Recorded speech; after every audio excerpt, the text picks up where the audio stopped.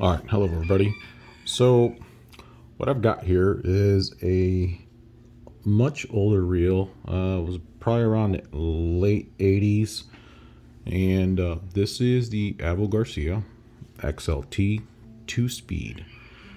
The reason they call it a 2-speed is it actually has two different gear settings.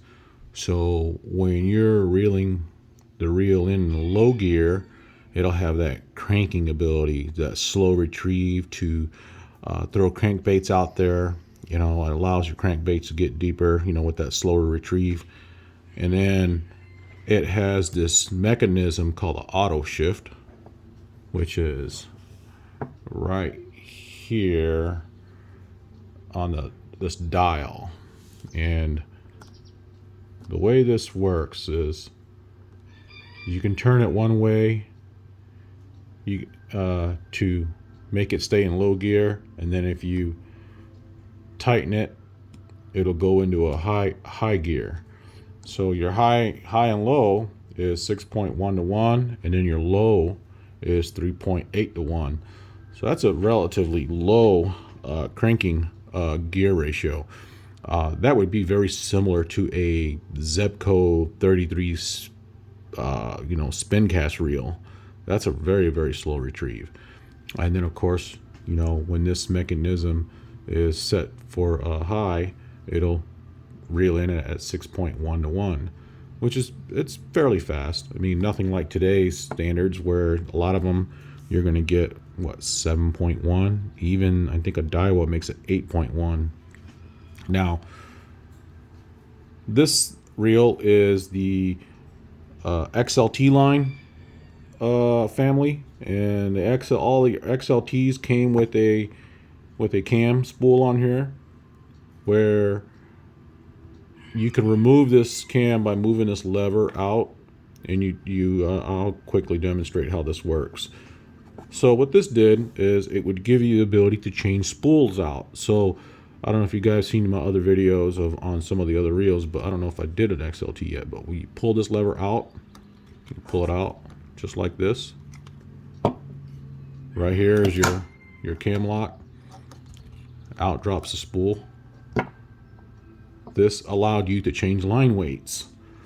So if you were out there using a 17-pound test, and then you wanted to shift all the way down to an 8, or maybe even a whatever line weight you want to use, it'll give you that ability to do so.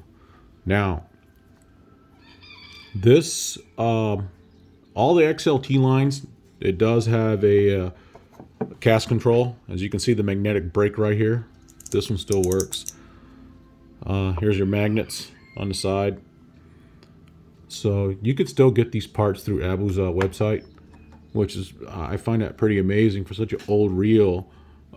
You can actually still get a lot of the parts for this type, and you can find these for sale online, usually on eBay and things like that. This is kind of more, people are starting to collect these now, I guess. But I mean, I collect it, but I'll also use them time to time. It's just kind of like one of those things, you know, back in the old days, you know, I'm sure your grandfather bought one of these, and he probably used it a lot. Now, when it comes to cast control, and you're casting light lures and heavy lures, one thing I can say is that it works, but it's nothing like today's reels, okay? I mean, I own a couple of Shimano DC reels, and those things are amazing, you know, when it comes to casting and mitigating any kind of backlash issues.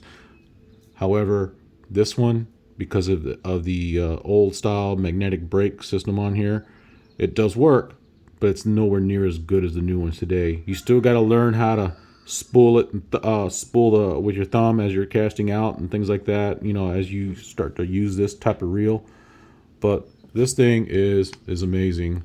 It's just really cool because, like I said, like when you lock this forward, you're pretty much on a 6.1 ratio at this speed, okay? Now, the moment you get a strike or you get something on the line, and what I'll do is I'll replicate, like holding the spool down when this thing turns this handle just a little bit, it'll automatically shift into that low gear, and it'll start reeling in at that lower speed to give you that ability to crank it in easier. All right, same type of tension knob here, system on here. What you would find on most of your XLT lines or pretty much anything out today. And the only thing is the foot here is made out of graphite. I think that was my only gripe about the reel. This was, I believe these were available at, I think it says right here 89, so I'm guessing 1989. This is when they came out. It's kind of about the same time frame when the Shimano Beastmaster reel came out. It's very, it was a 2-speed, and I've got a video of a 2-speed Shimano Bantam Beastmaster 5 or 4, I think. And I think this is what Abu Garcia came up with, and it's a pretty good system. I like the fact that it shifts automatically, but then again, at the same time, you know, I feel like this is a little bit easier to work on as far as cleaning and servicing compared to the Bantam. And not only that, but the Bantam Beastmaster, you can't even find parts no more for it. So I mean, I kind of give it a thumbs up for Abu Garcia to continuing to provide service for these reels. And of course, you know, back in the day, you know, they pretty much gave you a lifetime warranty with any of their products. But anyhow, this, like I said, this is the XLT1 2-speed. If you guys ever get a chance to get your hands on one, it's a very really good reel to kind of just to have in your collection. Another thing is, if you ever notice how like it's real tight in here and you want to spool your line through, well, they give you this function here where you can actually pull this down and run your line through. You flip this back up, and then you're up and running. All right. Another unique feature, just like all the old days, back in the old days, right? They all came with a flipping switch. That F right there. Once you have that F showing, your release is momentarily. So as long as you're holding the thumb bar down, this spool will free spool.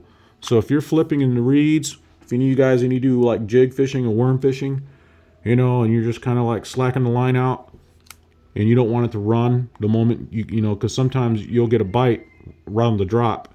If you let that go, it'll automatically lock up. This is definitely a really useful feature, which it kind of sucks that today you don't see that too often no more. I don't know if Quantum still does it, but a lot of your high-end reels, I mean, you don't see that feature no more. I don't know if they felt like it's just not necessary or what, but like I said, this is definitely, if you're out there jig or worm fishing, having this flipping switch is worth its weight in gold. You will really appreciate it. And like I said, you know, if you want one, look on the used market. You can find a bunch of your old 80s models that have a flipping switch. It'll be like your go-to reel for flipping in the worm. I mean, because when you're flipping, you're not using a whole lot of line. You're not casting very far. You may be using the first 40 feet of that line, not even 40 feet, maybe 15 to 20 feet of the line, and that's about it, you know. So you're not really concerned about the ball bearing, you know. But I mean, like I said, this is a nice caster too, and it's pretty smooth for its time. Standard brass gears and everything. Does have a ball bearing in it, one. Okay, on the other side, it's like a graphite bearing. All that does is just kind of keep that vibration down, but you can still feel the vibration in the spool when you cast really hard and, you know, in long distances. Like I said, because this does have movement in here just a tiny bit, and you could almost see that movement right there. But you know, the cast control does work. It's not as sensitive as you would think. But it does work. And like I said, for all you young guys out there, you know, if you ain't never driven a manual transmission, driven a car with a manual transmission, this is what us old timers use. You know, we use this with a magnetic brake that was pretty basic, nothing fancy. But it takes some practice to learn it. And I promise you, if you haven't cast one of these in a while, you will backlash out there, especially when it gets windy. It takes a lot of getting used to, and of course, when you get used to it, you'll be better and better and more proficient at it.